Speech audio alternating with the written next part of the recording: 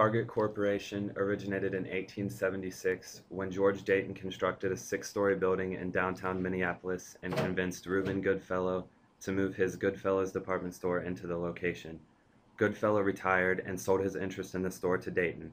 The store's name was changed to the Dayton Dry Goods Company in 1903, and in 1928 George D. Dayton had passed, and his son, George N. Dayton, took over the Dayton Company.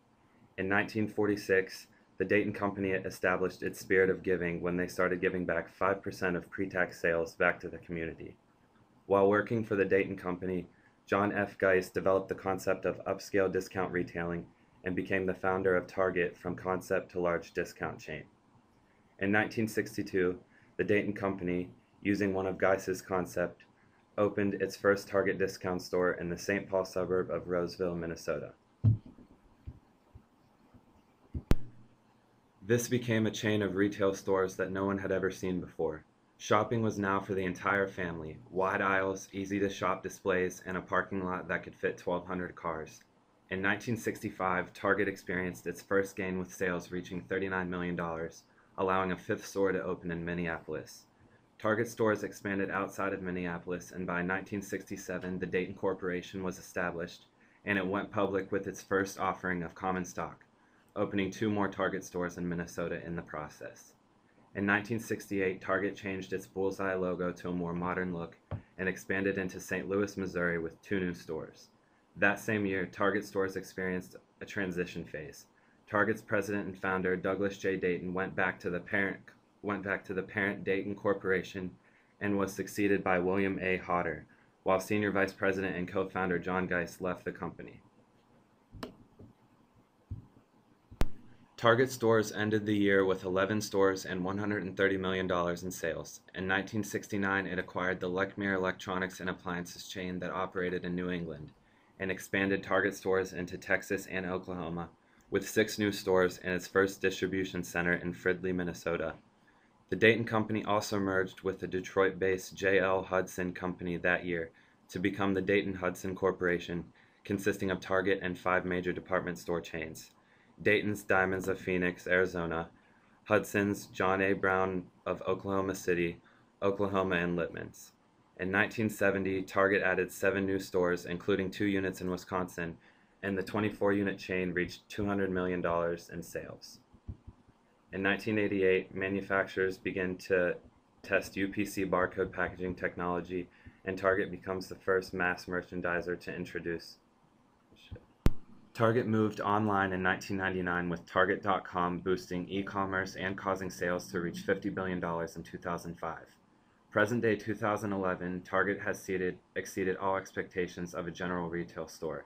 By having their own food and meat chains as well as fashion lines, Target seems to go above and beyond. In 2009, a new store prototype was developed for general merchandise stores.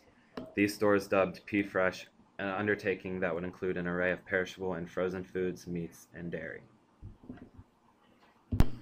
Target Corporation has many competitors, but the top 3 are Walmart Stores Incorporation, Costco Wholesale Corporation, and Kmart Corporation, which is a subsidiary of Sears Holdings Corporation.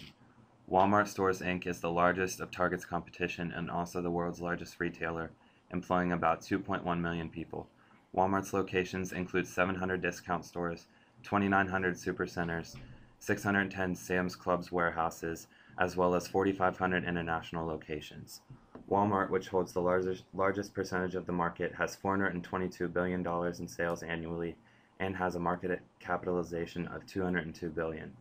Kmart Corporation is another of Target's top 3 competitors and is composed of 1,300 off-mall stores, including 30 supercenters. The company's annual sales are $15 billion, and it is the 3rd largest discount retail store behind Walmart and Target. Costco Wholesale Corporation is the only one of Target's top 3 competitors that isn't a discount retail store. However, consisting of 590 membership warehouse stores and serving more than 64 million cardholders, it is the largest wholesale club in the U.S. in front of Walmart's Sam's Club. Costco has $88 billion in sales annually and a market capitalization of $24 billion. Compared to its top 3 competitors, Target is 3rd in annual sales with $67 billion and 2nd in market capitalization with $38 billion. The retail chain is made up of 1,750 Target and Super Target stores nationwide. In the current world of retailing, some advancement in technology has occurred in the past few years. Retailing has been expanded to take place of the internet. For nationwide retailers such as Target and its competition, such moves has forced these companies to provide online services. These companies were quick to develop websites where potential customers could go and find out information about the retailer and its products. This online shopping experience has provided Target and its competitors to have a closer relationship with its customers. Another trend that has been occurring in the world of discount retailers is internationalization. Very big discount retailers such as Walmart, Metro, and Carrefour have began expanding worldwide into new countries. It is important for these companies to establish a presence in other nations and establish dominance by capturing these new emerging markets. Some unmet needs of consumers within the different segments is often quality and speed. Customers have frequently complained about the low price strategy within Walmart and Target, in which it takes away from the customer service aspect, therefore decreasing the quality. Customers have also frequently complained that checkout speeds are too slow and that the addition of self-checkouts has only slowed the process. Potential opportunities for Target include increasing their presence in the food and grocery segment through their P-Fresh concept, expanding presence in new and existing markets, and having a strong presence in e-commerce when e-commerce and m-commerce are set to grow at a fast pace in the U.S. The concept offers fresh food to be sold in Target stores and is expected to draw customers in, increase the sales of retail products, and help Target to be recession-proof and give sufficient exposure to non-discretionary market of spenders. Target is working to expand its presence into densely populated urban areas with its concept of City Target, a smaller version of Target stores that will help the company differentiate itself from the competitors as well as expand its market presence and market share in the U.S. Target is also increasing into a new market, Canada, and plans to open 100 to 150 Target stores by the year 2014. Both of these expansion plans are estimated to strengthen Target's market position, market share, and potential threats for the company include low consumer confidence affecting spending, an increase in overlap in product assortment could potentially erode Target's competitive advantage, low switching costs to the consumer, and tightened regulations across the U.S. credit card industry.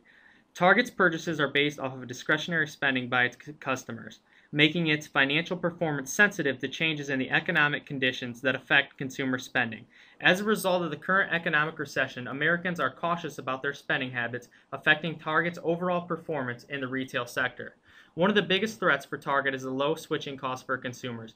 This is due not only to proximity of products of discount retailers offer, but also the fact that most store locations are within 10 miles of their major competitors. Finally, the tightened regulation across the U.S. credit card industry as a result of the enactment of the Credit Card Accountability, Responsibility, and Disclosure Act will restrict retailers like Target from providing credit opportunities. As of January 29, 2011, sales for Target Corporation were $65 billion and credit card revenues were $1.6 billion, equaling a total revenue of $67 billion. This is an increase in revenue since 2010 and since 2009. Target's cost of sales were $45 billion and credit card expenses $860 million. The result was a gross profit of $20 million for 2011, an increase both from 2010 and 2009. The company had a return on assets of 6.68% and a return on equity of 18.85%, both increases from 2010 and 2009. Target is positioned as high market growth rate and high competitive advantage. By incorporating the P-Fresh initiative, Target will increase market share against retail competitors with food options like Walmart and Kmart, adding to its current position as one of the largest retail companies. Target also has a high competitive advantage by offering high-quality, value products at a discount rate and providing customers with optimal store experiences and credit card discount offerings, differentiating itself in the discount retail industry. Target uses its strength to differentiate itself in its densely overpopulated market segment of retail chains. Those strengths include being one of the largest retailers with established presence in the U.S., differentiation by strong product assortments, price positioning adjusted to consumer behavior, and reinforced through value marketing messages. Target continues to differentiate itself among competitors such as Walmart by offering low-cost, stylish merchandise. It is viewed as more upscale than most discount retailers by offering such brand names as Missoni, an Italian knitwear brand, who introduced an affordable limited edition collection in the fashion and home category in September 2011. Target's weaknesses include rising write-offs, and credit cards business will affect this profitability adversely, and its current high involvement in legal proceedings. Target's write-offs have increased 10.4% since 2009, and though they have began to decrease again in 2011, this increase indicates high default, which is converting into write-offs. In recent years, Target has been held responsible for legal issues including labor and illegally dumping waste. These types of negative press lowers Target's image and results in increased costs in public affairs.